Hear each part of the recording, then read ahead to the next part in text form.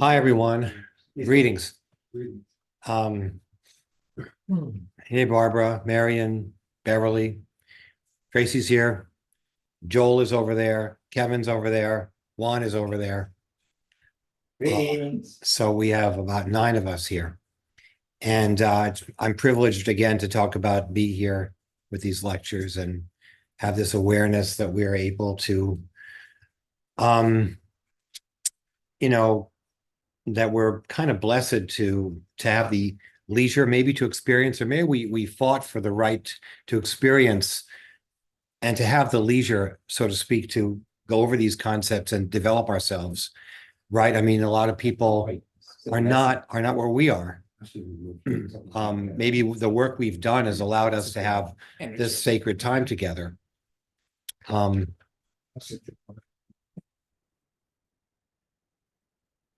Because you think about the heavy duality that so many people are caught in, the heavy conflicts. In essence, it sort of seems like there are different ways in which people experience reality.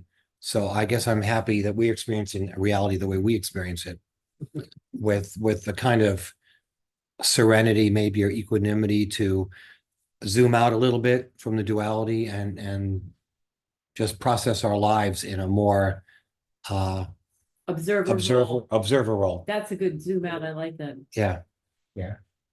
Well, as Joel was saying, hey, this is a really easy lecture. This is like Joe. This lecture I did find quite challenging. Sometimes you have to read it and then you let it sink in for a month, and then you finally get it, like a fine wine maturing, or a scotch or something. It's got to be in the barrel for a while before you can really assimilate it. The nature of life and human nature. Well, there's a couple of quotes in here that I just thought were interesting, just to kind of take a couple at random. He says, blessed are those who are aware of what they miss in life and proceed to remedy the situation. Mm-hmm. Right? This really should be one of the Beatitudes, I think. Oh, yeah. And then he says, somewhere else. Would you read that again? Sure. It's on bottom of page 3. Blessed are those who are aware of what they miss in life and proceed to remedy the situation.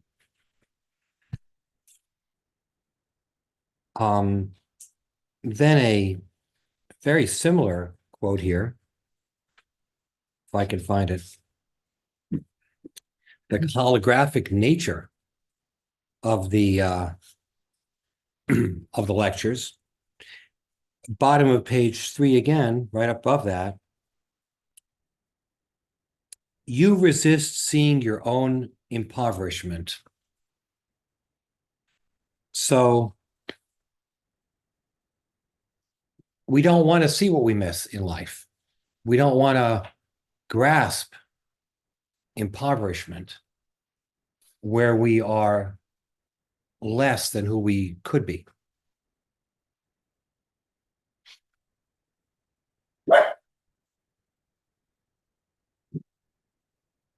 And he says, another thing that I think is similar.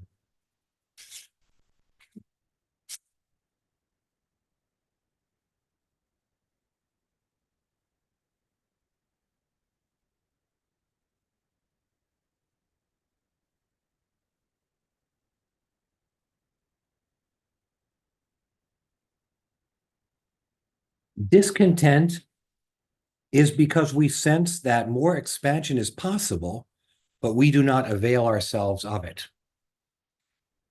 Interesting, right? I mean, that is the source of discontent, that we somehow sense that we could be more, that there could be more expansion, but we don't avail ourselves of it because of the lower self, right? Because the lower self is resistant, because it doesn't want to move and change. So And fear of the highest. and fear of the higher self, as Joel said. All right, so the second paragraph here is very deep. Let us first discuss the nature of life from an absolute as well as from a relative point of view. Speaking of life, what do we really mean? The stretch of years one spends on this planet, or the wonder of living as one among other existing organisms? Are we thinking of life as having a particular meaning or purpose, as postulated by the various philosophies or religions? Or do we regard life as merely a chore one has to get through as best one can? Is life essentially favorable? Or is it a hostile force working against you, from which you need to defend yourself? Or finally, is life neutral and indifferent, which is true? Well, I mean, I think that you could spend years on these questions, right? I mean, they're very interesting, fundamental, basic questions. And the guide in the lecture says that life, it's kind of like the definition of God, which is an energy current. Life is a malleable field which can be changed or modified according to how we decide to get through it. Life is something that has infinite potential. It's a creative substance that we can mold. So that, I think, is really a fundamental challenge of the pathwork, which is how do we unpack the things that make it hard for us to mold this life force, this life substance? How do we unpack our resistances to expansion so that we can remove the discontent that comes from realizing that we could expand, but we don't want to. We're not doing it. All right, as he says on the bottom of page 1, life consists of a highly potent, creative, and impressionable substance that is exactly as malleable and moldable as is the soul substance, for in fact, they're one and the same. So life mirrors the way you think it's going to be or the energy you put into it. And of course, the problem is that we have both conscious and unconscious motivations, forces, and conceptions. So the idea is, the guy is always saying, you look at your life circumstance, and then you can determine what you really believe about life. Because the kind of life you have reflects your belief about life, your expectations from life. So, but how do we separate the conscious from the unconscious motivations? I mean, I think it's been said in the pathwork that, we're kind of like the proverbial iceberg, where the conscious is the top 10% and the unconscious is the bottom 90%, so that we're moving along in this direction. The conscious mind is going willy-nilly here and there, looking here and there, but the more powerful unconscious is moving along in a certain direction. And the conscious mind is mystified, like, how am I getting over here? What's going on? The answer is that the unconscious is more powerful, and it drags us into life situations. So, of course, the purpose of this spiritual path is to make the unconscious conscious.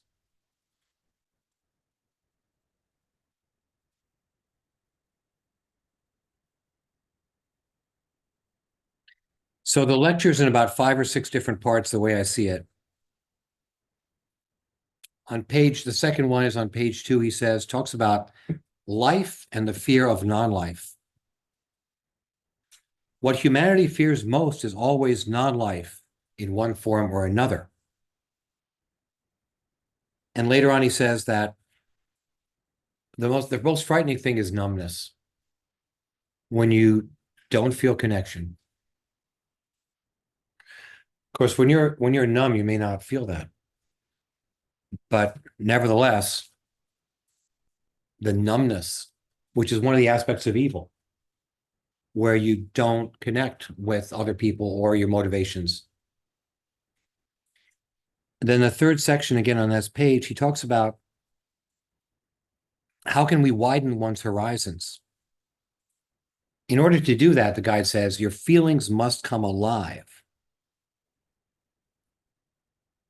but how difficult it is for humans even to find the subtle hidden area where they discourage the full natural flow of feelings, where they deliberately numb them. It's usually easier to become aware of an apparent inability to feel more, although at first this too may be covered up by counterfeit feelings.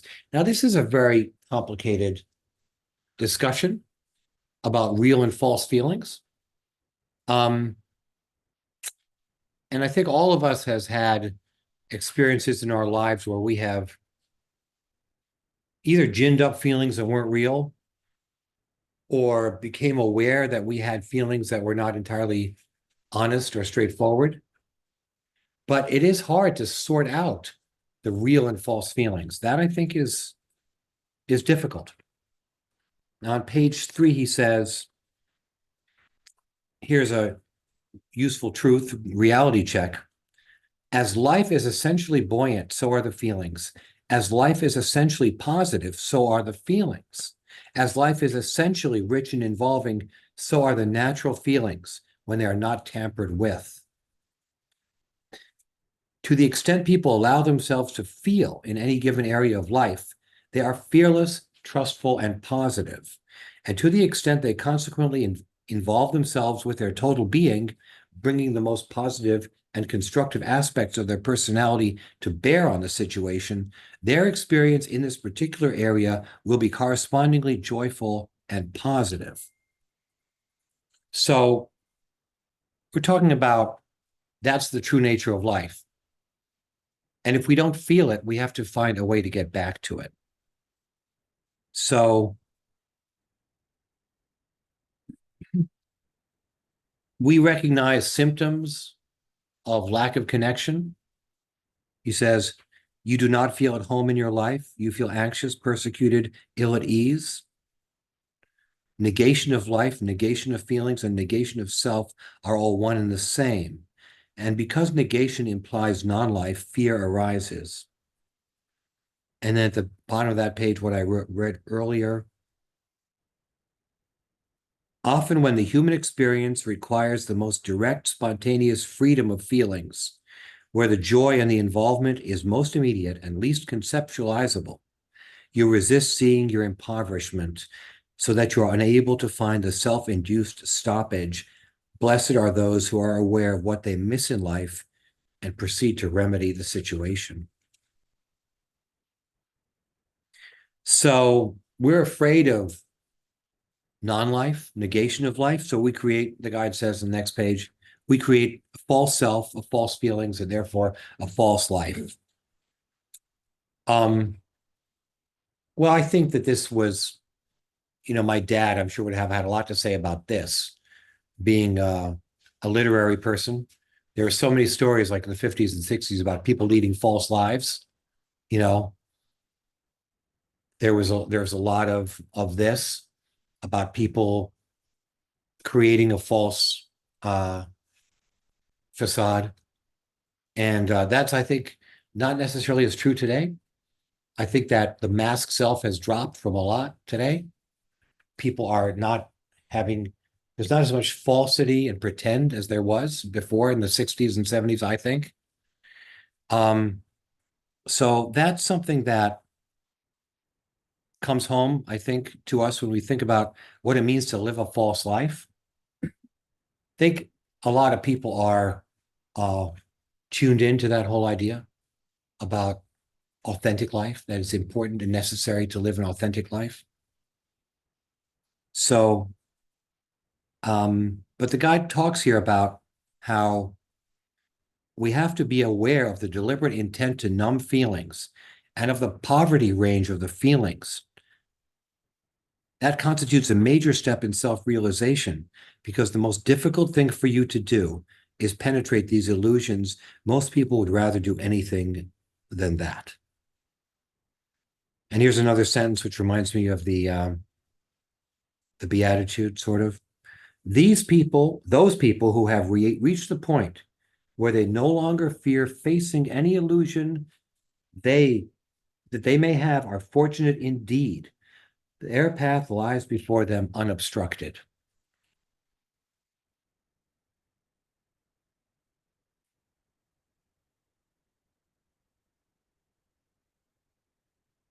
So there's a lot of material here.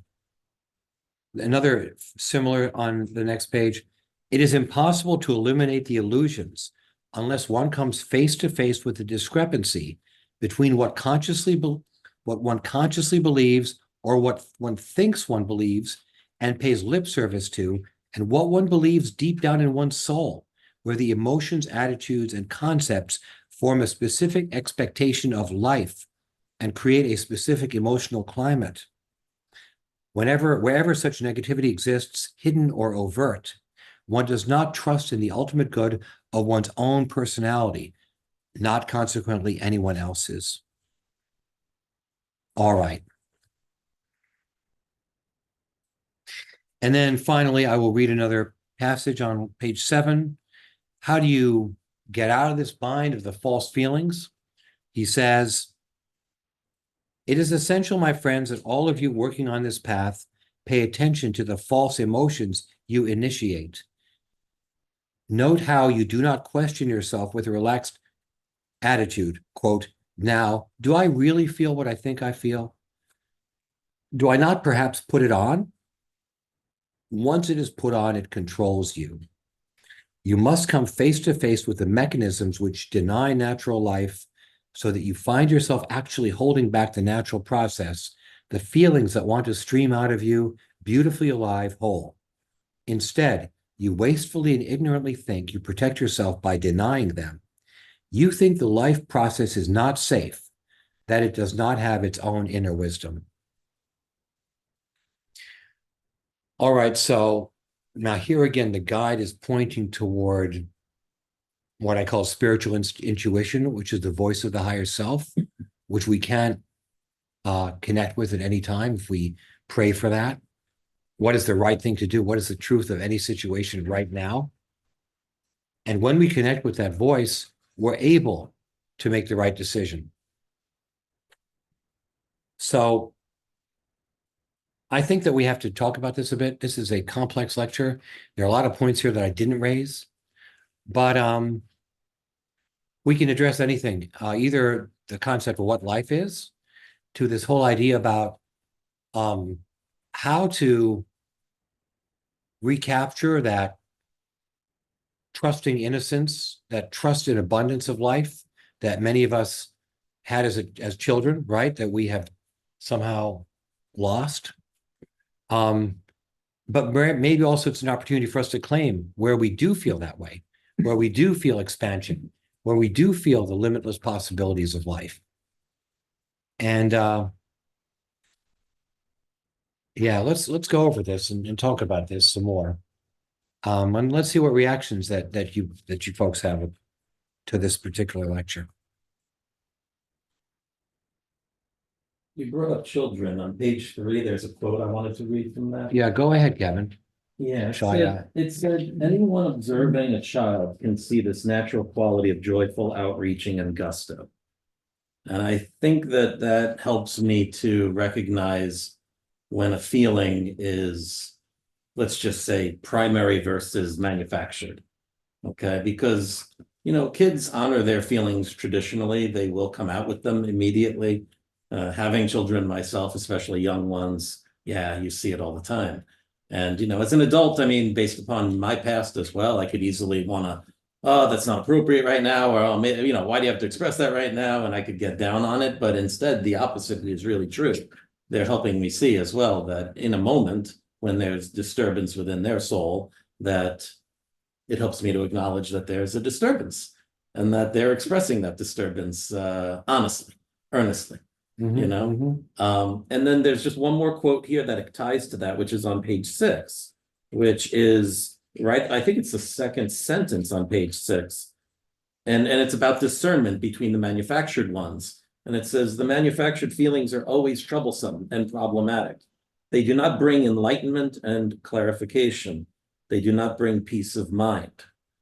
And then I'm thinking to myself, that's amazing, because with the child, once they express that, right, the peace is there through the expression. Right. It's just, it's a momentary expression of what's troubling, let's say, or what's going on. Right. And it's honest, right? And just one last part, it says they are a means to avoid an opposite state. So that's very interesting because as soon as you think of a manufactured feeling, then or that if you sense this tightness, I don't know how else to call it except tightness. As soon as you sense that tightness inside when you're in an emotional state, then you might want to question, well, wait, am I trying to avoid the opposite state in some way? That's what it's a very good insight. Yeah. It reminds me of the Tao Te Ching where it says, be one with what is happening. Like if there's a storm, be the storm. Right. But when it's over, if there's a bright sun, be the sun. But don't keep going back and forth between be who you are, be what is right now.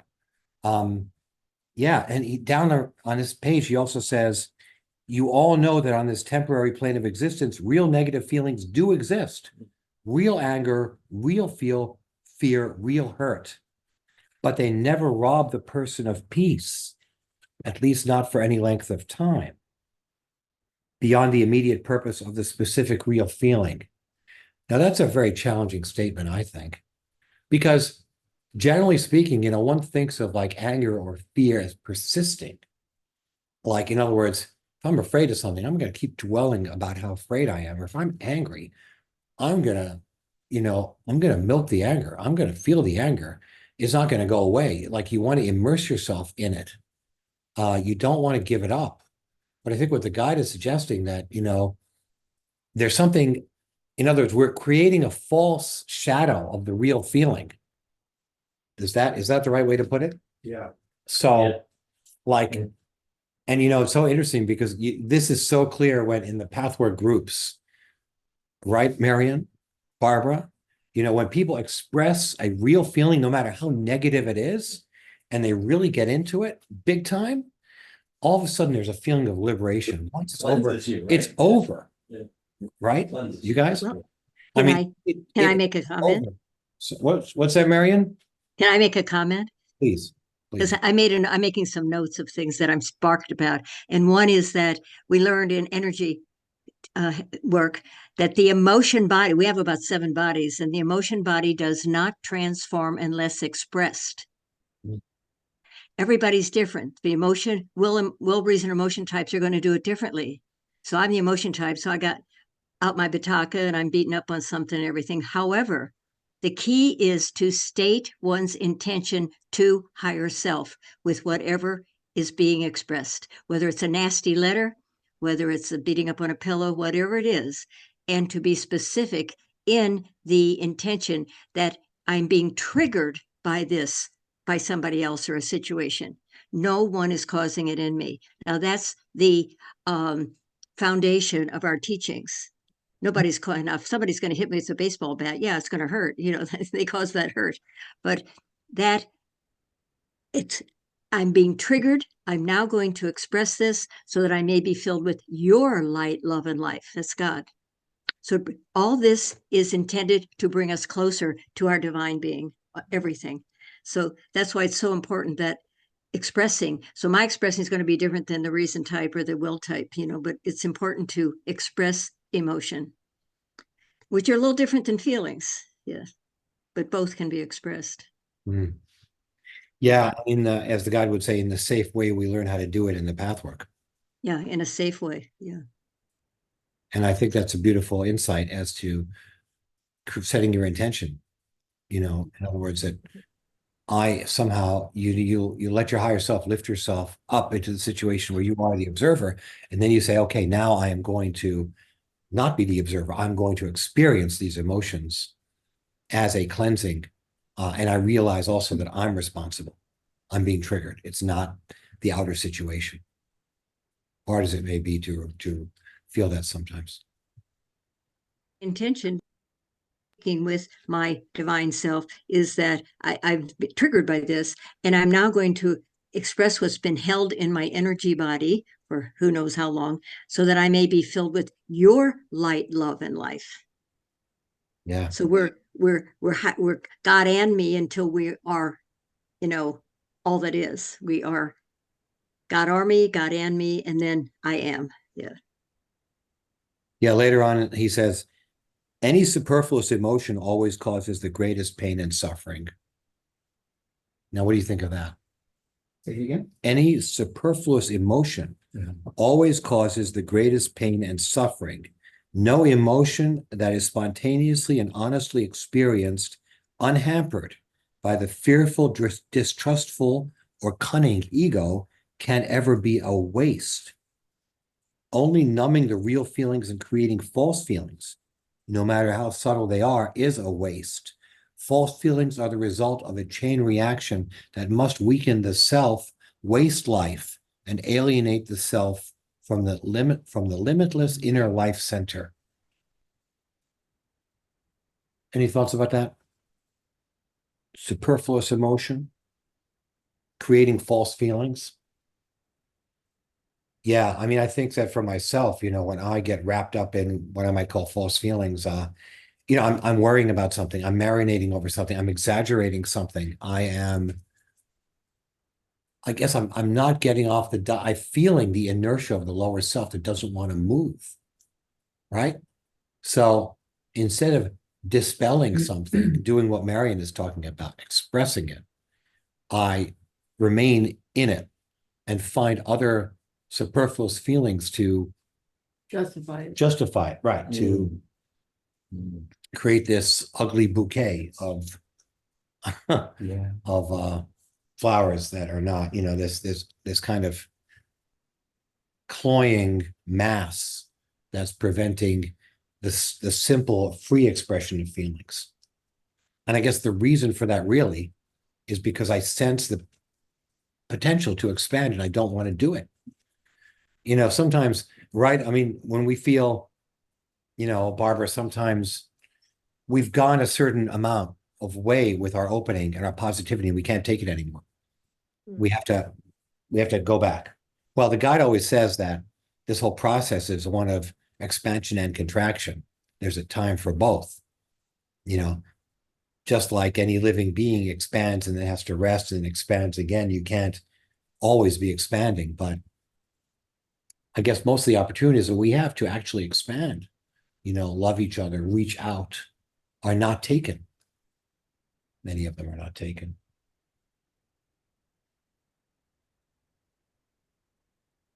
Yeah, I Why? think that, yeah, I don't know. Sometimes I tend to, I guess I tend to generalize, sometimes I try to make things simple for myself just so I can understand it when it comes to the Pathwork teachings. Because, as we know, there's so much material there, there's so many concepts, so much wisdom. I mean, the way I see it is like limitless wisdom here. I mean, every time I read a lecture, even a paragraph, Yeah. I'm like, oh my God, you can actually write tons of books with one, with what's in this paragraph here.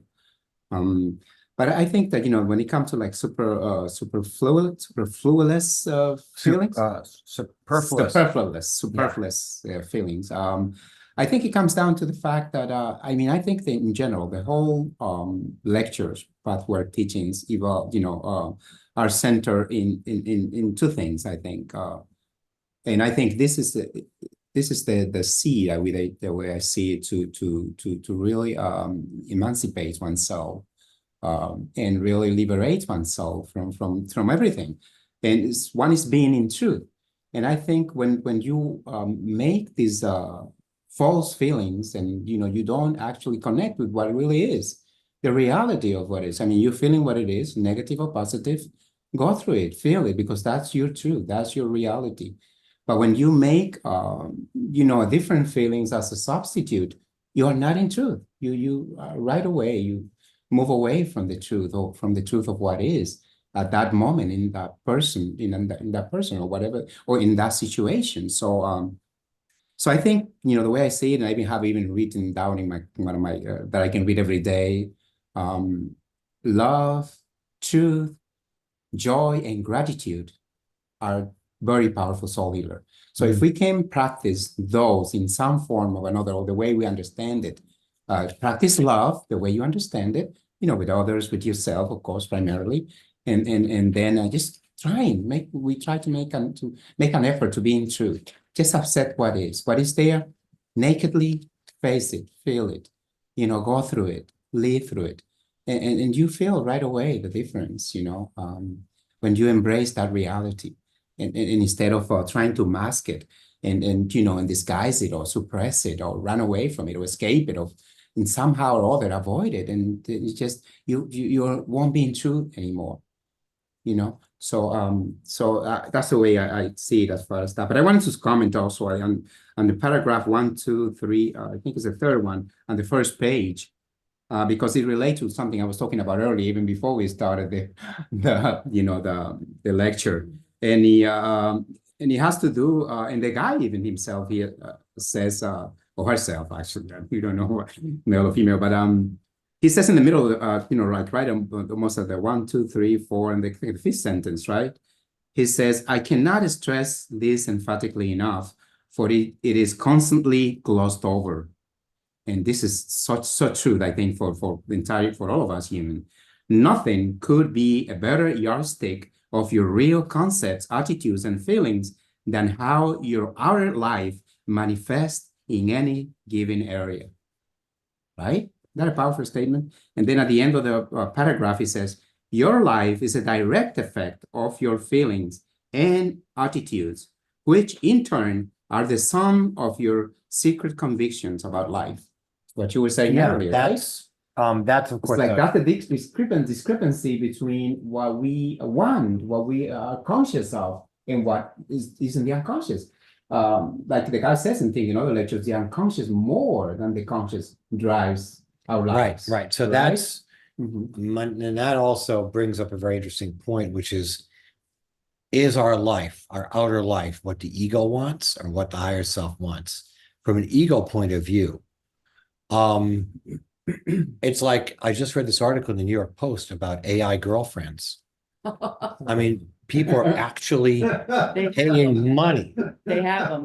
for AI They girlfriends. have them. They have them. They're like actually. Well, no, it's all on the computer. And Oh, okay, like a relationship with this. but the thing is that AI, Blow up dolls. but they're not physical. I They're mean, not well, physical, they but it's could, all the we're working on it. Well connected too, soon enough. It's wasn't- on the wasn't that computer. far. It's on the Right, it's on, so, Oh, okay. but the idea is now, It's a woman on the computer that Financial. isn't real, that's created by AI, and she interacts with you as if she were your girlfriend. but AI is very intelligent, so AI can kind of suss you out and take, but it occurs to me that the AI girlfriend is what the ego wants, not the real self. I mean, I hope, I think. Maybe. So, I mean, what I'm trying to figure out is that, when the guide says something like, when the guide says, nothing could be a better yardstick of your real concepts, attitudes, and feelings than how your outer life manifests in any given area. So I go, okay, is my outer life perfect? Girlfriend, check. Own my own apartment, check. Good job, check. AI girlfriend. AI girlfriend, check. I get to drive my daughter, my girlfriend's X4, check. So like, what's not good? But is that my life from my ego? Is that really? When you talk about your outer experience of your life, what your life appears to be on the surface. I mean, isn't it so that we are surrounded by perfect lives, perfect influencers, people with perfect lives, celebrities, they've got everything, right? But do they? I mean, so in other words, They want to show you. obviously you've got to ask yourself, like, that's the thing, isn't it? Because when you ask yourself the question as to whether you are manifesting the kind of life you really want, you have to ask yourself that question, not from the ego, but from the higher self, right? Yeah. We can't, everything on the spirit. Yeah, but I think when it talks about the feelings again here, because we can. I mean, the ego, you can manifest lots of great things, materially speaking, with the ego. I mean, we see it all around us, right? Right. The modern car, the perfect home, the girlfriend, the good jobs and all that. We can, through the ego, we can accomplish all this. But then how much happiness is it bringing to your life? Is it bringing that peace and that calm, that inner satisfaction that it is what the soul wants, what you yourself want, I mean, you may have have been able to create all these external things with the ego, But if it's not bringing you to that state of happiness and calm and peace, that state of joy and fulfillment, then, then he's not doing it. Then it's something missing. Then, then the thing is to really, start going deep, start going within and see why is it not, and what is there? Like you're saying, I have all these things, but still, I still feel this void inside, there's something still missing there. And then connect those external, situations or possibilities or experiences with, with the inside. Right. It's like, how are they not connected? Materially, I have been able to bring all these about, but inside I'm still, empty. So one of the things that might be a bit controversial to state, but I'm going to state it anyway, is that my own litmus test for this kind of thing is, am I able to let it go? I mean, let go of the form. If I'm able to let go of the form of what the content is, then the content will come up in my life in some other way. That could be a long-term relationship. That could be a deep connection with somebody. That could be some positive feeling regarding some work that I do or whatever. It could be all of these contents spiritually. But if I'm holding on to something because I think that perfect form is the thing that satisfies me, then I'm in the wrong place. Then I'm valuing the wrong thing. Right, that's an important thing. The guy says, you're gonna get what you want, but maybe not in the way you want It's it. coming again. It's coming. It's coming again. Your misery, as soon as you stop that one job, you're going to get the next job. You're going to be miserable. The job is not the problem. Right. Well, we were just talking about that. Yeah. That's exactly Yeah. Or the relationship. Or Right, a relationship. right. And the relationship Hi, is not Susan. the thing that saves you either. Right. It's also on the opposite end. Yeah. Well, I keep coming back to this, this quote here. When human beings suffer from discontent and inner tension, they fundamentally always do so because they deeply sense that more expansion is possible than they avail themselves of. Yeah. So, usually I think that discontent happens when I don't have all my I's dotted and my T's crossed. Discontent happens when everything is not perfect, but that's from the ego's point of view. Mm. The ego says, hey, I've got to check all the boxes. Otherwise, I am not content. I'm discontent. But the truth is not that. The truth is the discontent is because you feel that there's more expansion than I can avail myself of or that I want to avail myself of. Makes sense, right? Well, and part of the problem is. Yeah, Joel? Yeah, close, yeah, close. Let me just come sit like. Yeah, come on. Squeeze on it. Here we go. I want to move the computer around that much. I think part of the, hi, everybody, it's good to see you. Part of the difficulty is who am I, right? Who do we identify with? So if we find a fault, right, we start to uncover a false self or a false identity, right? A false attachment. Is that me? Have I failed, right?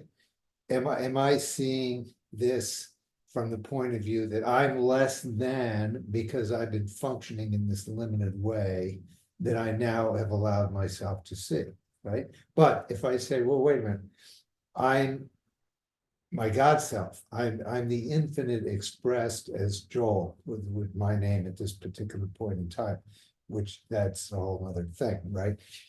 Who are we, right? So what we are in our essence is immutable, right? It's untouchable. It's infinite, right? All the gurus say, all the spiritual teachers tell us, the spiritual books, we are God, we don't believe it, right? We are manifestations of the one. But when we're doing the actual work and we're finding our faults, right? We suddenly become like children, like, oh my God, I'm such a mess. I can't believe that that I'm functioning this, that I've been functioning this way. And then we start to self-indulge, right? Give ourselves attention for being so screwed up, right? Or failing. So it's important that we separate out these false images and these false identities from Alan Salad, from Tracy, from Juan, you know, that is not who you are, right?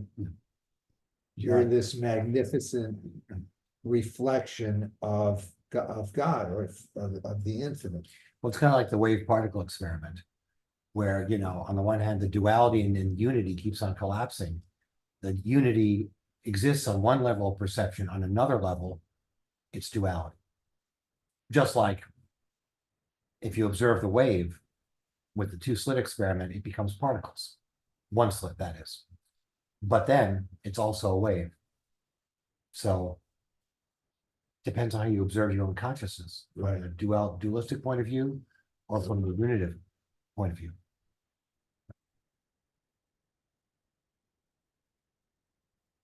Yeah, relating to that, to what you were saying, Joe, is I was actually talking about that with a group that we have with some of my brothers actually.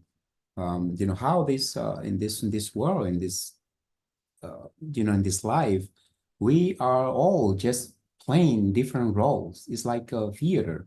Yes. You know, we play the role of father, husband, wife, or managers, or lawyers, or whatever.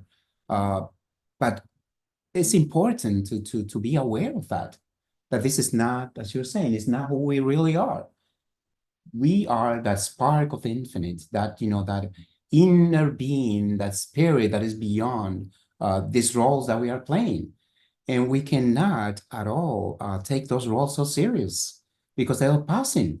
Today you are this, and tomorrow you are that, and tomorrow you think you're alive, and then you're dead, and so there's another role that you play here. I mean, all the role that we play, is all the acting that we do, as long as we remain in these bodies, they're just roles. They're just acts, and none is more important than the other, because they all are as important. In a play, every role is important. The guy who sweeps the floor, or the guy who dances, right, or the guy who orchestrates, plays the main character.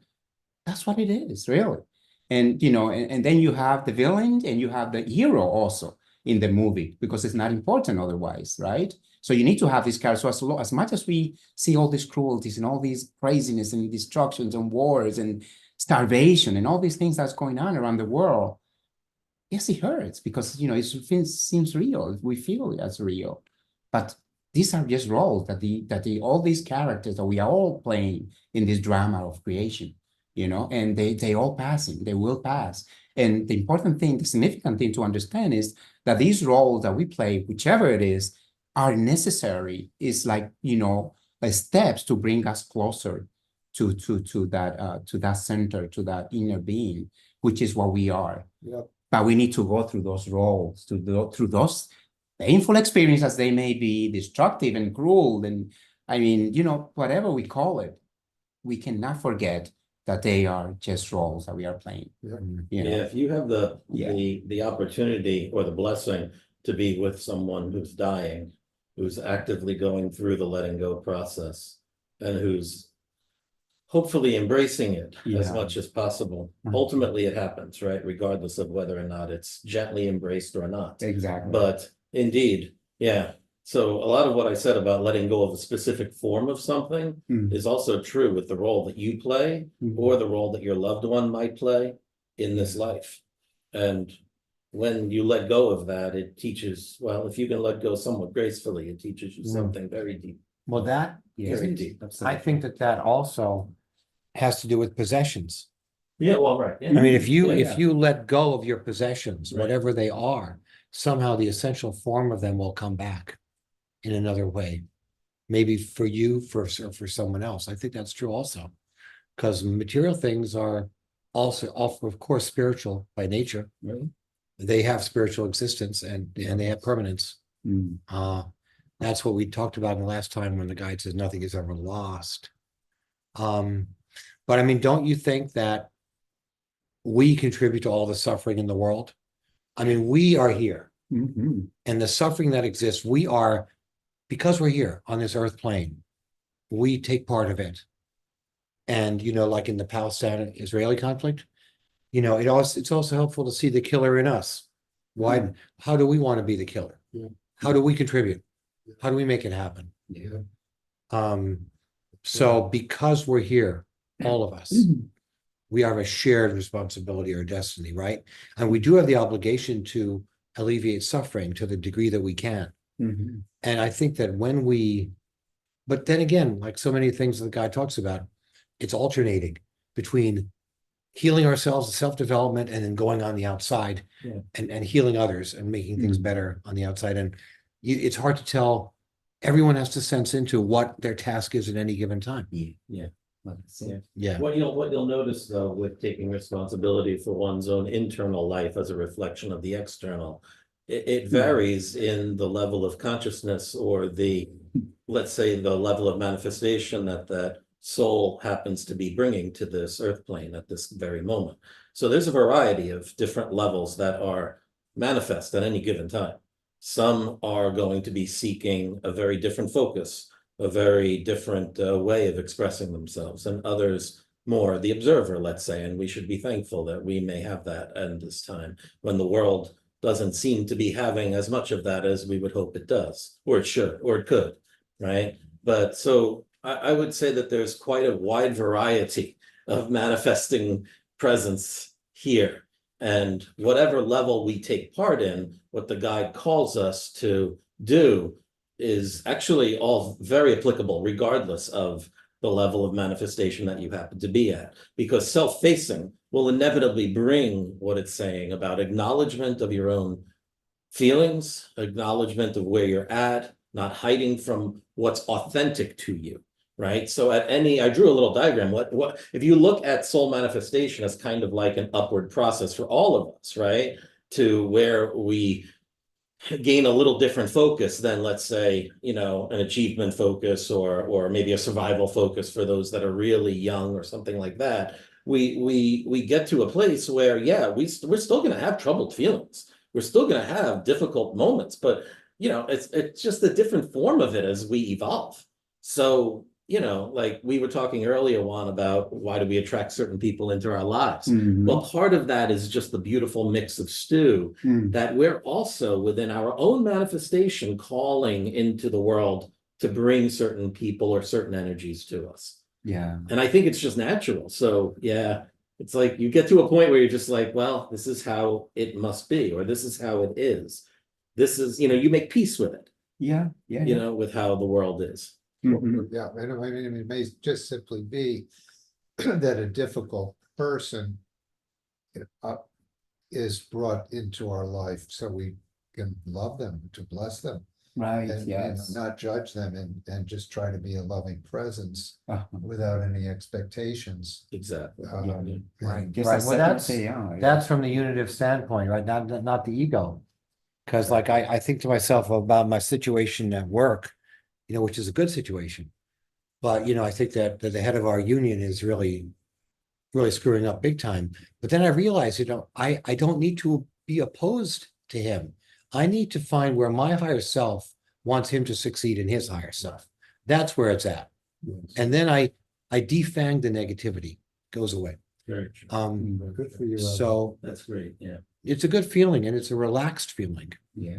The tension goes away. So So does anyone out there in Cyberland want to talk about how they react to these concepts or this lecture? Barbara? Or- Well, one thing, I really love that idea of the unconscious being like the iceberg. And that we're, can be so unaware of the things that are driving us. Mhm. And I thought that was like really, I liked hearing that point.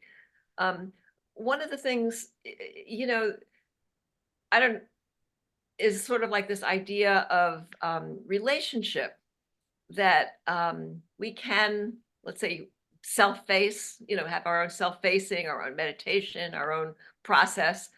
But, other people can disappoint you or surprise, like have negative interactions. And that is, I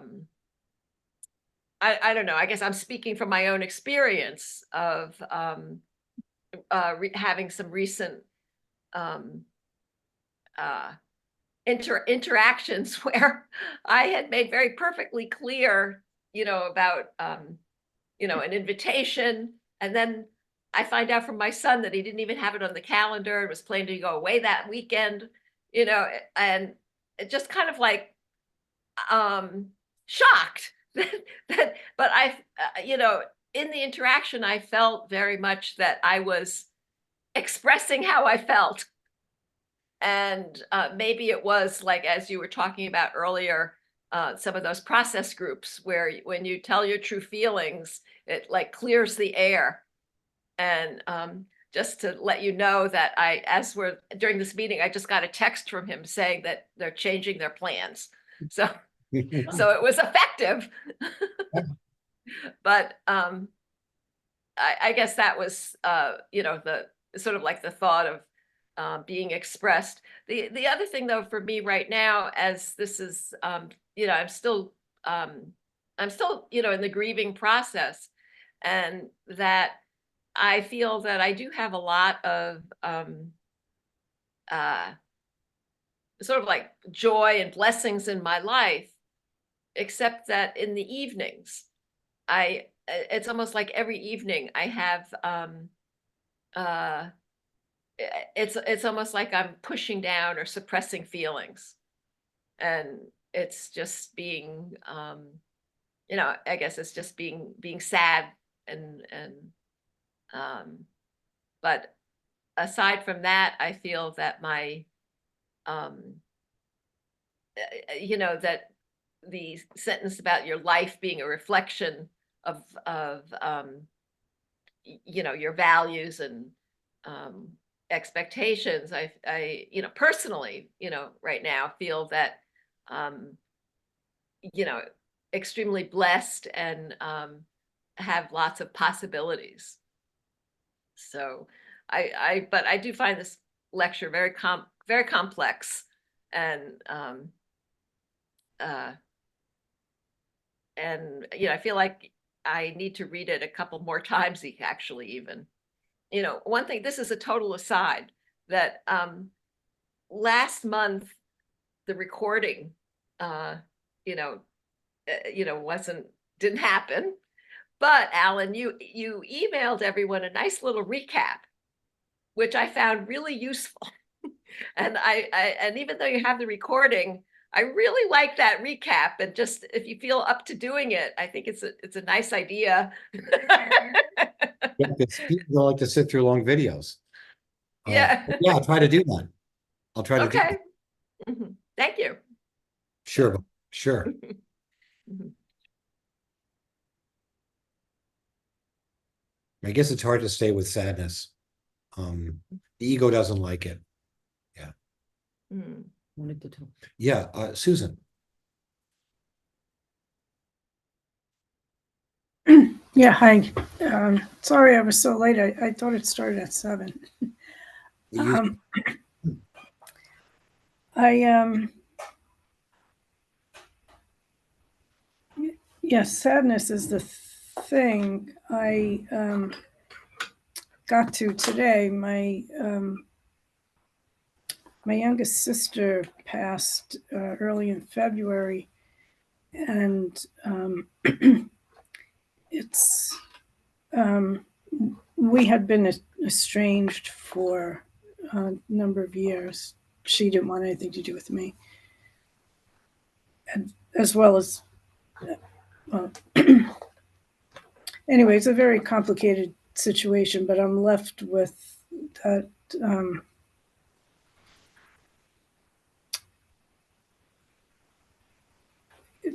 things. I mean, I have sadness and grief just missing her. I don't feel any of that animosity that I felt when she was alive. I feel like there's a lot of healing happened between us when she passed. But as far as my other sisters and their kids who like have been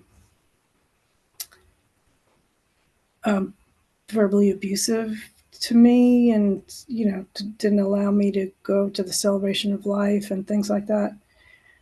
I was able to see my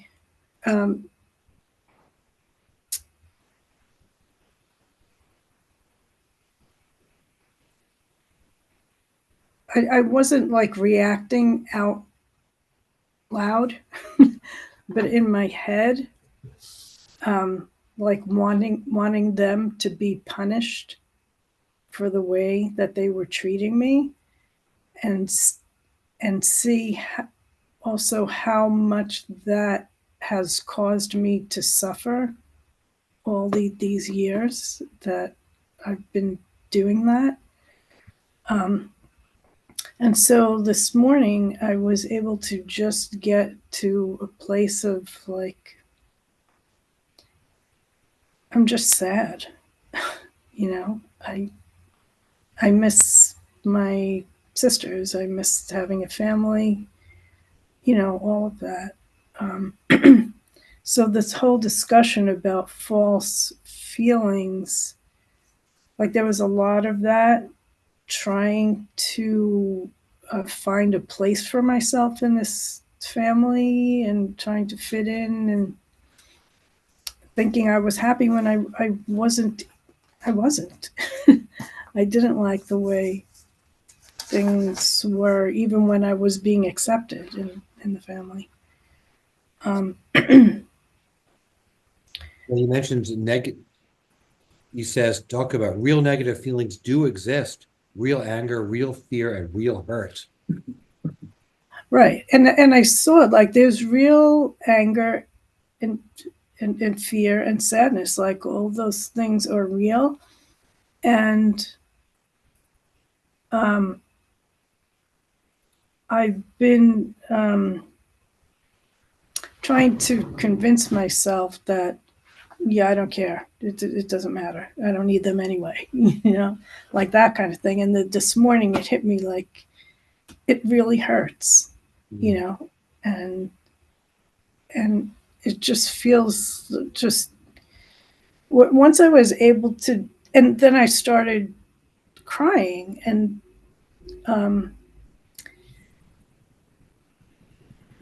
I just see how I've been kind of blocking myself from feeling anything, deadening the emotions that they talked about. And Well, it that just, sounds like you're it doing. turned my day around like so much. The moment I was able to like go, oh, this is what I feel, and I could just feel it. Yeah, and let it go. Yeah. No emotion that is spontaneously and honestly experienced, unhampered by the fearful, distrustful, or cunning ego, can ever be a waste. Hmm.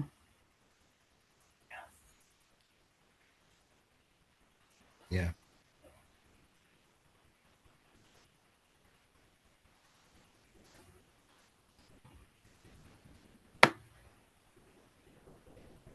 So that's it. I'm really glad to be able to be back here. Beverly helped me figure out that I could ask if I could reschedule the conflict that I had for Wednesdays, and I did, and now I can come. Great.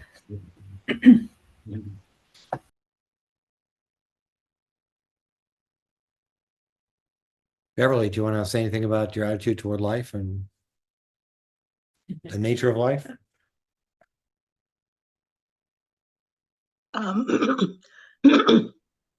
Um, well, I listened to the lecture, so it's hard for me to hold on to it since I heard him talking in the background. But the one thing that struck me, where I think I get stuck, is what Marion was talking about, the need to express.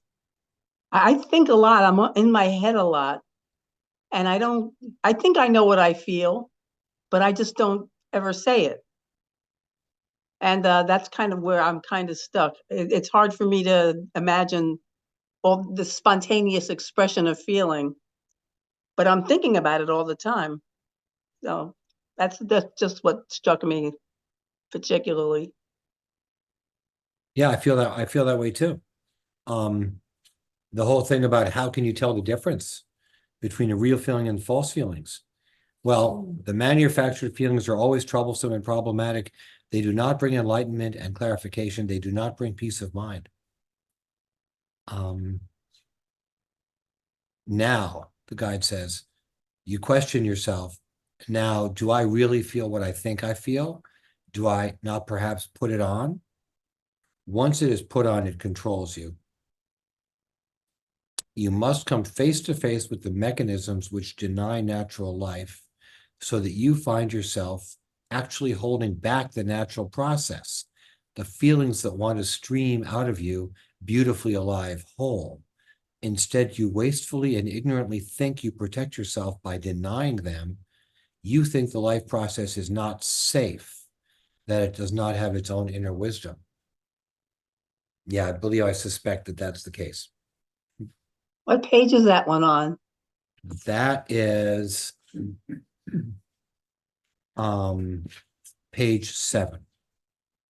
Okay, thanks. I'll have to read that again. Tracy. Yeah, thanks.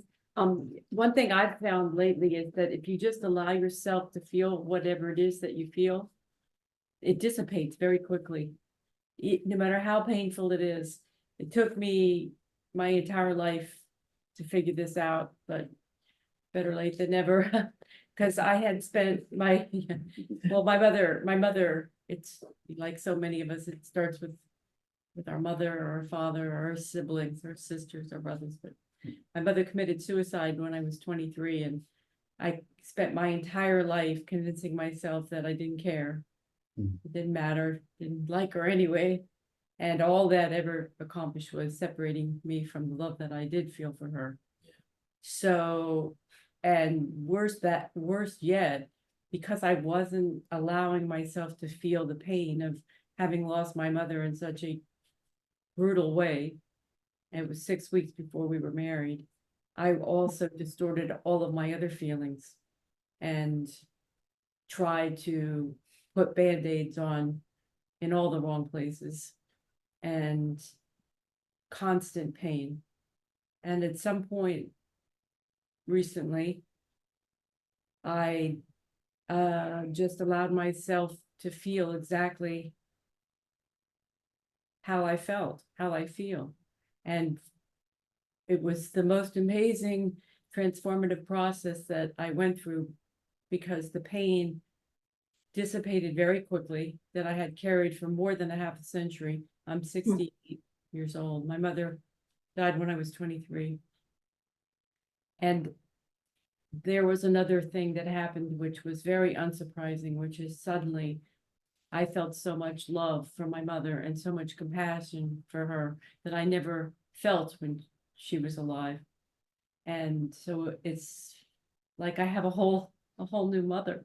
And of course she's the same, it's me, as we talked about, that I'm the, and this one, I wanted one more comment, which was one thing that you said, which is I'm sitting here really reflecting on it, and it's going to be something I chew on for quite some time, because, obviously, I mean, the one sentence that I highlighted, which is Joel says, oh, this is your favorite concept. That is life, woman. It's on page 1, second sentence in the 3rd paragraph. That is life will manifest exactly as you believe and conceive of it, not one iota differently. This is one of my, one of my favorite little Pathwork sayings, because I really, at some point, I've been doing Pathwork for, I don't know how long now, but a long time. At some point, we all go through that looking glass where we realize that we are manifesting our own reality.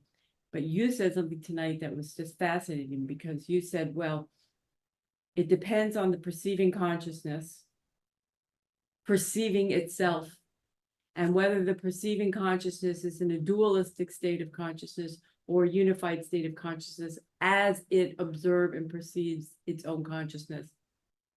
And that has triggered, there's something that is so true, but that's almost like another level to absorb. Yeah. You know, and I had this conversation with my son today about the age-old question, whether a tree that falls in a forest that's empty, whether it makes a sound. And, you know, Eckhart Tolle, who's somebody that I also follow closely in addition to the Pathwork, that in order for anything to exist, you need a perceiving consciousness. But I finally realized that, you know, even if there's nothing in the forest but the trees, one that falls, there is a perceiving consciousness, because the tree itself is a perceiving consciousness. So that need for a perceiving consciousness goes back to how we ourselves perceive our own reality. So anyway, it's really nice to see everybody tonight, and it's nice to be back here after three months out of the country with my Pathwork friends here in the city, and we're all very blessed to be drawn into this group that we share.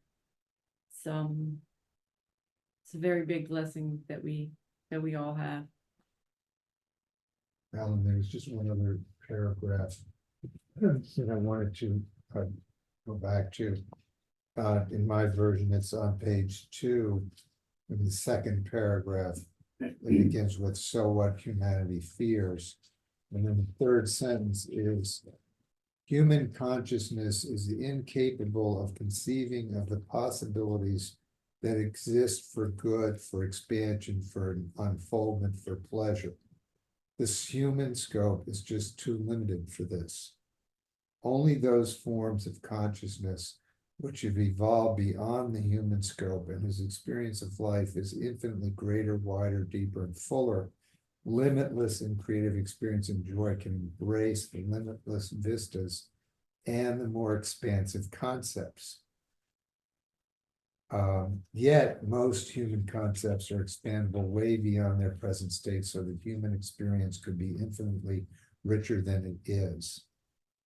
And so that's a very encouraging statement, right? That It certainly is. despite our suffering and our losses and our limitations and our Right. our Right. poor view of ourselves, that we can, well, like Tracy's story, right? That now she experiences her mother in a way that she never did before when her mother was alive, and that she has all this love for her mother, and it's like, you know, how is that even possible, right? Yeah, yeah. For how she felt before. Yeah. And so just to be reminded of this, I think, you know, that this is kind of a backdrop, that, you know, those moments that we're trying to expand and to have more of, experiencing joy and peace and happiness, the beauty, you know, right now there's just so much natural beauty, right? Having the sun back and the warmth of the sun, you know, flowers and the birds, and just trying to find that beauty in ourselves, right? And in our relationships and our life. Yeah, the that journey. That, you know, the guide often says, well, you know, why do you think, you know, you're the most evolved beings in the universe, right? I mean, there have to be intelligences wiser than we are. We can't. Give us a break. We're in trouble. We're not as, we're in trouble. We're like, you know, Alan, could you say that again? Why, what? What was it? how can we assume that we're the most evolved beings in the universe? Oh, I see. Basically saying that we aren't. Our human scope is too limited. Only those forms of consciousness which have evolved beyond the human scope, whose experience of life is infinitely greater, wider, deeper, and fuller, limitless in creative experience and joy, can embrace the limitless vistas and the more expansive concepts. So, you know, for those blessed enough not to have to incarnate on Earth, it's better. That's the key. Yeah. That's, you know, you see, my dad always said that that's what the movie 2001 is about. Because, you know, they take off from space and their ego tries to destroy them, the computer. He tries to kill everyone on the ship. And they have to deactivate the ego in order to transcend human limitations and meet the infinite self, meet the greater self. So I was thinking of you deactivating your ego and going on that voyage and meeting your mother Yeah, there. But how beautiful and liberating, right? That must feel for you. I mean, Oh. you feel into yourself, right? And feel like really when you into the state of like hating your mother and now that you're in the state of loving her, I mean, doesn't that feel so much beautiful and great and freeing and right? And enlivening? I mean, really. no, it's hard to put into Yeah. words. Isn't that something? I wanted to comment a little bit. Oh, yeah. I don't know if I may, you know, the last 1, 2, 3, 4, the third paragraph here on page 3, right? I think you read some of it, but it's incredible how this last statement here, and this last sentence, right? Where the guy says, any fear is actually the opposite of life in one form or another. That's profound, right? Where is that? That's page 3, 1, 2, 3, and the last sentence on the third paragraph on page 3.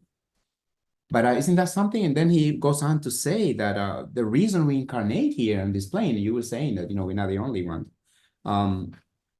is because we still have fear in us. If we didn't, we would have not incarnated on this plane. Right. Isn't that something, right? I mean, that's great. I mean, that obviously insinuates that there are other planes or beings Well, that of are course. already beyond this, Well, of course. right? Yeah. And this also led me to so anyway, so this fear, I mean, this is a big thing because, but then again, I try to think for myself and like, okay, but there is such a thing as a healthy fear. There is a healthy fear. I mean, if I am in a jungle, Well, he does say that. right? And I see a tiger coming onto me, it's natural. I feel fearful, right? And because it's going to prompt me to do something about it, either run or climb a tree or something, or if I see a guy coming onto me, pointing a pistol, then that's healthy fear. Right. It's okay to fear that and really try to do something, run away or do something. But the fear, I think that is bad, is damaging, is that fear that blocks us from actually what we're talking, feeling what we feel. Right, he said that confronting right on page 6. He says, real anger can be expressed, it will clear the air. Real fear is a purposeful warning that serves to make the individual cope with a particular situation successfully. Right, exactly. Yeah. When that situation is over, the person has become stronger. Yeah. This is not so with false emotions. A real hurt mellows and makes a wiser person. It makes you grow and expand your horizons. A false dramatized hurt can never accomplish this. Yeah, I may want to add something to that. That healthy fear is under the context of already being on Earth. Yeah. Yeah. Simply. Yeah. Right. Okay, so other spheres do not need to have the fear of the tiger. Right. That's right. Okay, or whatever it is, the cobra, the healthy fear of the cobra, whatever it is, because other spheres will have different attributes and nuances of its own existence. Right. Yes, absolutely. Another point that I read, I don't know exactly which page it was, but that actually caused me to think that we can actually enact positive and negative feelings to avoid feelings what we feel inside. Yes. Right? Yes. Yeah. Isn't that something that struck me? It's like, you see people sometimes like, pretending that all is well and going around and, and really masking, trying to avoid really what to go inside. I have 6 siblings. The world is a terrible place. I mean, this is. I have 6 siblings. Each one has a different way of dealing with their. And some are overly positive when there's a mess going on, and it's like it just builds up until the point that they crack, and they're like.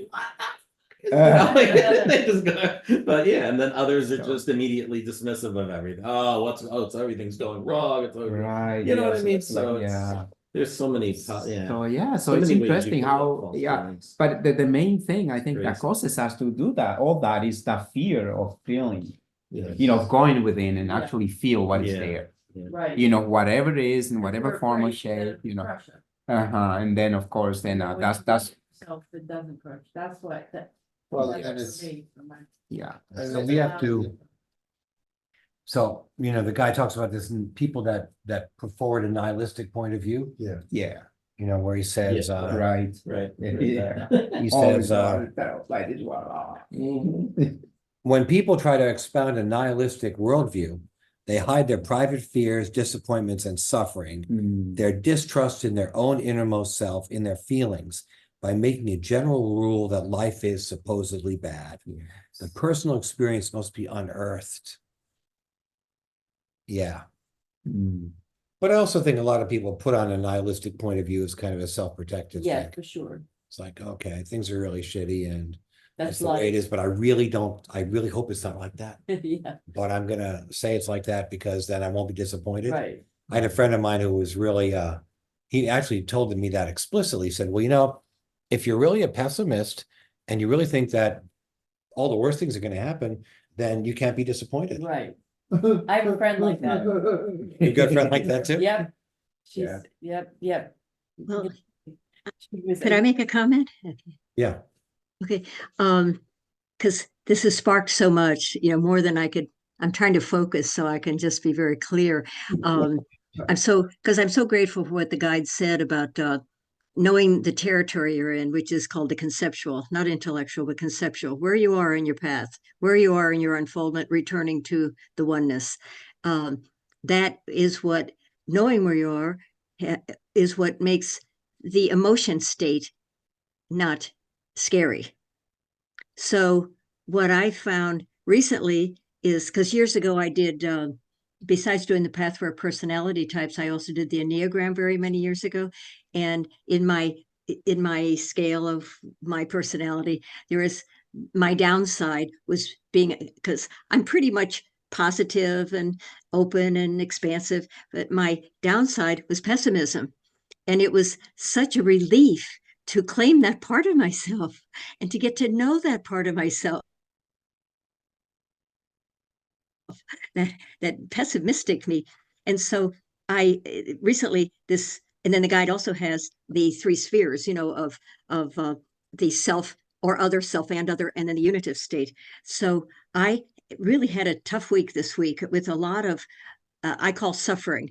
And I distinguish suffering as different than pain. Suffering being where I'm totally identified as a limited human being. That's suffering. Mm. Pain is where I'm experiencing the distance between myself and merging in the God state, in the unitive state. That's pain. And pain is a natural state of being until that merging. And so that has always helped me to listen in. Am I suffering or in this existential pain? And so this week was rather tough. And I was very down in it, very much. I couldn't pull myself with all that I know.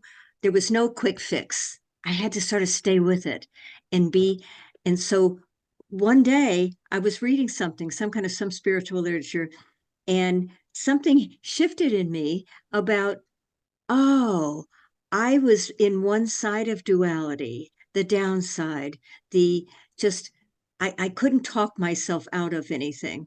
But something came intuitively, not thinking it through because I know enough, but it came intuitively that I was staying on one side of duality, the darkness, the feeling unloved, things I know from my childhood that I've worked on, the misconceptions from early childhood, like I'm last on the list, nobody loves me, all of that stuff that I know.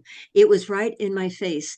Then something dawned on me, and it was the intuitive self that, oh, I needed to balance out, not try to get rid of it, but balance out all of that negative stuff. Now, I have a mantra that I say that is the name of God, and that crowds out mind chatter. When I don't need to process something, I just need to get the mind chatter over in the corner and get it over there, not process it. But what happened this week is something sparked me, and that, oh, and what would it be that I would balance out all of this doom and gloom and everything with?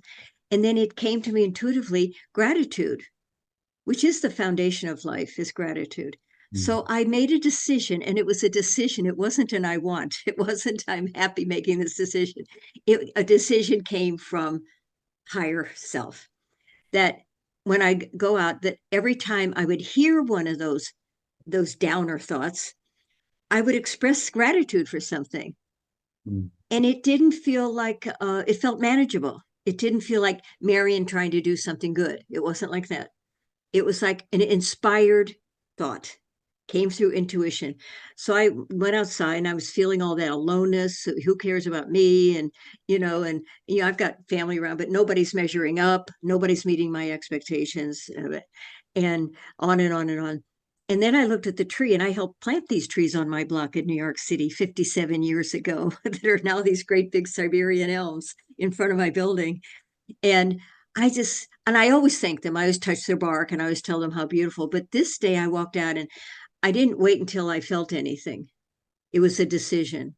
And I just gave thanks for the leaves starting to turn green. And then I kept looking around. I gave thanks, to have whatever it was, whatever was there, that there were buildings that people could live in. I just let gratitude be any old place. And and it just and it wasn't like a quick fix, but I knew intuitively, being on the roadmap of balance, that, as the guide said, we're here to bring duality, holding it equally in both sides, pain and pleasure, happiness and unhappiness, grief and joy. And so I realized I was making a decision to go into the and not try to get rid of that other part, that one that was just so, gloomy and for me and nobody loves me and all that. And so I can't say I went through and I'm all now, airy fairy light. No, I'm still in that process. But being grounded in those concepts, it really, really helped me a lot to trust my intuition. So today I thanked all of my plants. I mean, I love them anyway and inside, but I really stood with them and gave them thanks of what they give to me. So I just wanted to say all of that because it's to be continued. There's no end to that. Mm. But being grounded in the conceptual, really, really, I'm so grateful for that. As you were talking, I just had this feeling that those trees were thanking you. Well, we love each other. Yes, they give so much. They give all that oxygen and shade, and they're so beautiful, so beautiful. And I put my hand, that chakra, my palm chakra, on their hands every day and thank them. So they like that too. Yeah. Yeah. I think maybe I'll put that on my tombstone, to be continued. Oh, come on. You're gonna take up space? I don't know. Cremate yourself? My brother's got a nice grave overlooking a beautiful Yeah. lake, so. Yeah. No, to be continued. All right, could be, Yeah, that's it, Could be yeah. a little spot next That's a to good it. one. That's a good one. Yes. But just to say one other word, I always say as kind of a motto, the highest form of love is right action. It has nothing, love is not an emotion. It's the force that keeps the universe together. It's a power and a force. It's not an emotion. And so the highest form of love is right action. And that's what I made when I said I would express gratitude, because there was no wanting in there.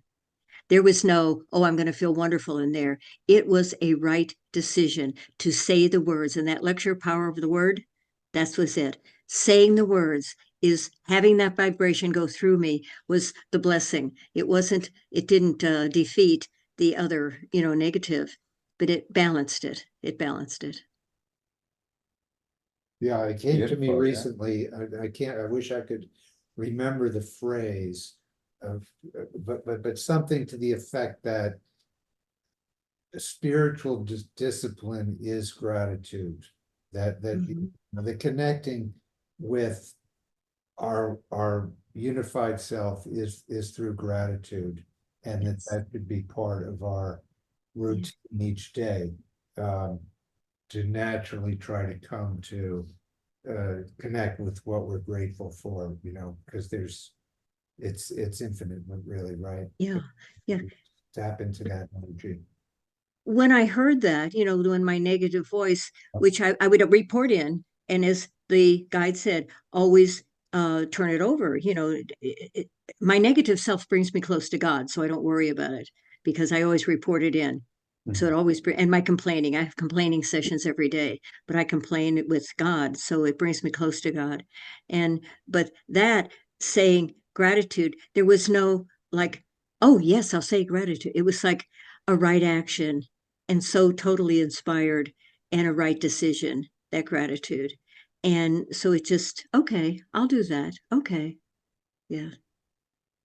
Yeah, right action. That's one of the pillars of the 8 pillars of Buddhism, you know, of course. Yeah.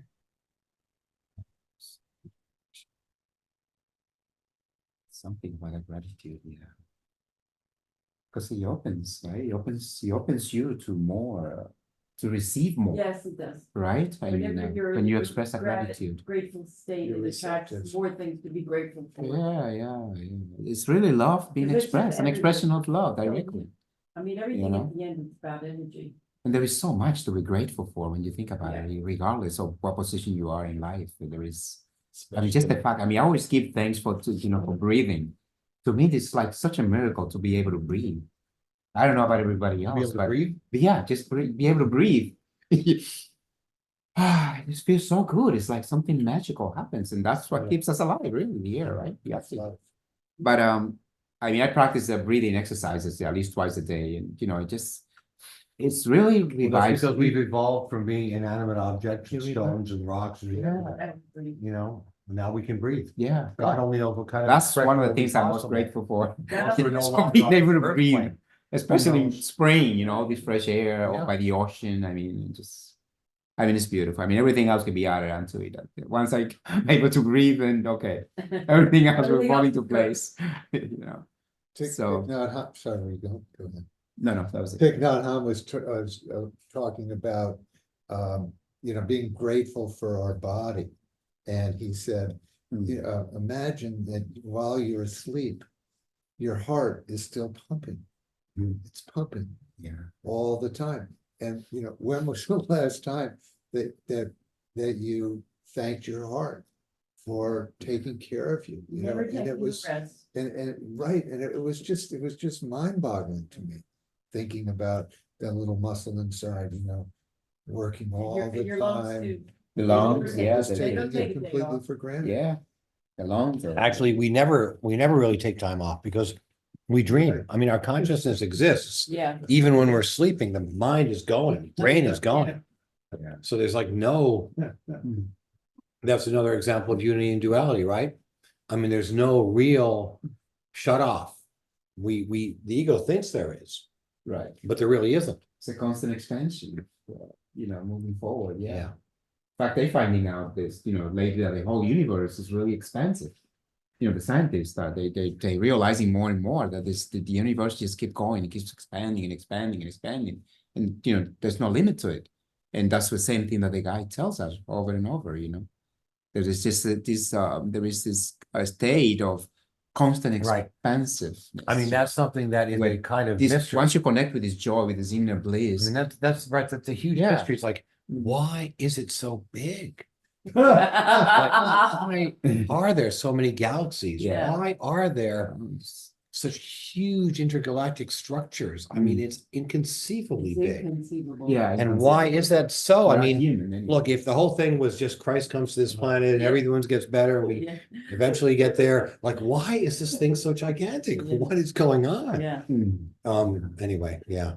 So maybe that's a metaphor for like, maybe our lives could be that gigantic. Our consciousness could be that gigantic if somehow we are able to challenge our negativities, our misconceptions, the stuff that keeps us mired, that keeps us stuck. that keeps us- Yeah. Fences. Yeah, Remember, there's a lecture about that. Stories are gonna get recast into a larger environmental context as we continue to evolve. yeah. And I think that that's sort of like, Isn't that beautiful and promising, right? yeah, It's- in science Make fiction, you wanna keep doing it. mankind goes out to explore the galaxy and seeds multiple star systems. Maybe that's metaphorical, for our expansiveness. We can be more expansive and create more expansive realities if we so choose.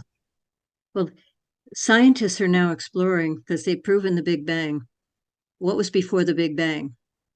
So this is the question that's coming up with those leading edge scientists. It's not down in the schools yet. It's not down in the universities yet, because even in the Pathwork, we have those early lectures of were drops, golden drops in the ocean. So what is the ocean? What was before the ocean? So I'm not coming up with that answer. So, but Can't it's get now that being right. explored. We can't solve that one. It's called the everything and the nothing. Yeah. All right, so It's definitely so much out there. do we have Tap into. There's a candle already. more lit. thoughts? Oh, there's a candle already lit. Wow. Where is that candle? Tracy's ahead of me. Right there. Yeah, I see it. Looks like a cup of coffee. You good? Yeah. Here we go. All right, let's do me a favor, Tracy, move these books and all. Move the books now?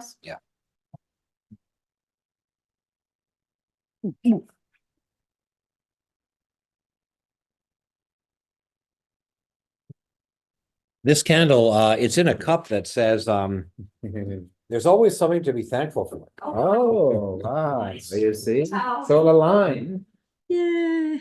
Hey. Yeah, I get it. Wow, that's interesting. There's no coincidence, guys. But I think Teresa Howland gave me that. Okay. Okay, so I'll read a little bit, More light till we a little start. more light. Yeah, a little more light. Let me read a little bit from the lecture. All right. Those who are face to face with their negativity and see how they stop the life process by denying the life stream are nearer to the solution than those who deny and ignore their unfulfillments and are oblivious to having created their own lack of fulfillment through false feelings. People who live a false life with false feelings often believe themselves further advanced than those who battle with the actuality of their negation. And then another subject for meditation on the last page. Guy says, question, how can a person who has a great problem with those manipulated feelings differentiate between the false and the genuine feelings? Answer, the easiest way would be to express every day, deep into the psyche, the wish to become aware of them, to face where false feelings arise. The attention will then focus itself with the help of the inner guidance that automatically manifests when it is truly wanted. When one truly wants to become aware of the false feelings, to deceive oneself no longer, and states the intent simply and firmly, something is set in motion that will bring the awareness. The clearer you state the desire and intent to want to live in reality and feel real feelings, the more this will become possible.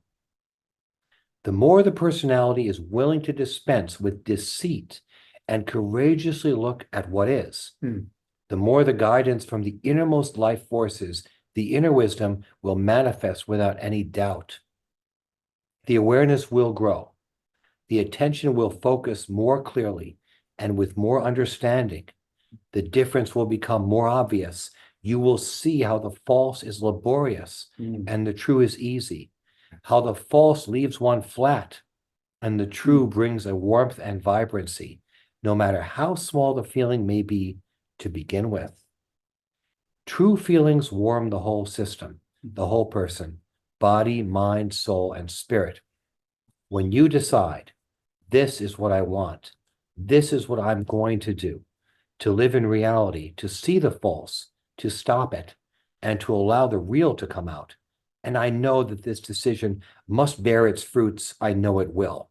Something already begins to change within. This is the way to go about it. Each day, intend it, say it, mean it, and look at what is. Decide to call upon the subliminal forces lodged deep within the real self. All right, 15 minutes.